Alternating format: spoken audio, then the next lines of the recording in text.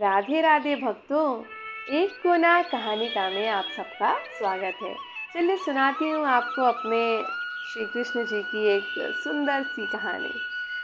महाराष्ट्र के पढ़रपुर में संत नामदेव जी भगवान विट्ठल यानी कि श्री कृष्ण के अनन्य उपासक थे।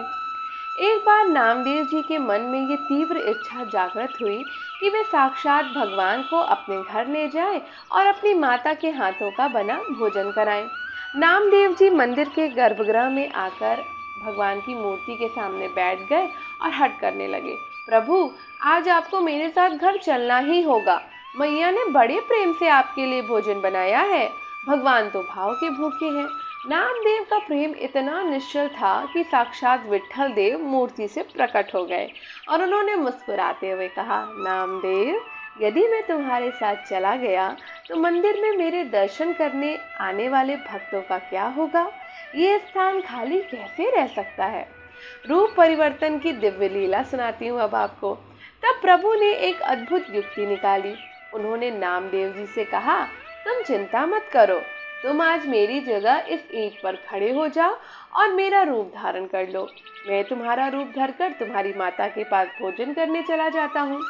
भगवान ने अपना पीताम्बर, मुकुट और मुरली नामदेव जी को दे दी और उन्हें मंदिर में स्थापित कर दिया।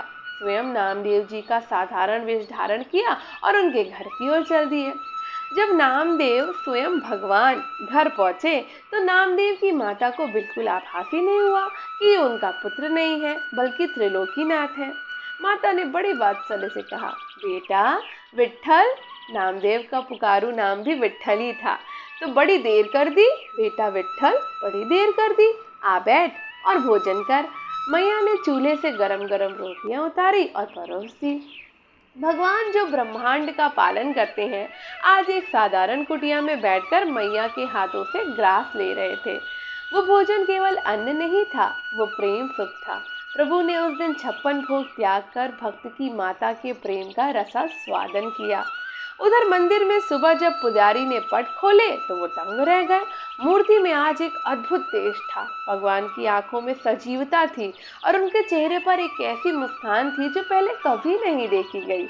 लोग चर्चा करने लगे कि आज विट्ठल जी इतने जीवंत क्यों लग रहे हैं।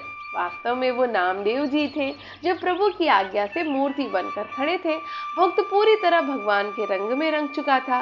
जब कुछ समय बाद भगवान नामदेव के रूप में वापस आए और नामदेव जी पुनः अपने स्वरूप में लौटे, तब जाकर ये भेद खुला कि प्रभु ने अपने भक्त की लाज रखने और उसका प्रेम स्वीकार करने के लिए स्वयं भक्त का रूप धरा था। ये कथा सिखाती है कि भक्ति जब पराकाष्ठा पर पहुंच जाती है तो भगवान और भक्त के बीच का अंतर समाप्त हो जाता है। भगवान स्वयं अपने भक्त की सेवा करने के लिए ललायित रहते हैं। तो कैसी लगी आपको एक छोटी सी कहानी? पसंद आई हो तो एक कोना कहानिका को सब्सक्राइब कर लीजिए, बेल आइकन को प्रेस कर लीजिए और कहानी को लाइक, शेयर और कमेंट करना बिल्कुल मत भूलिएगा। तो मिलते हैं अगली कहानी के साथ। तब तक के लिए एक कोना कहानिका के साथ कनेक्टेड रहिए। राधे राधे।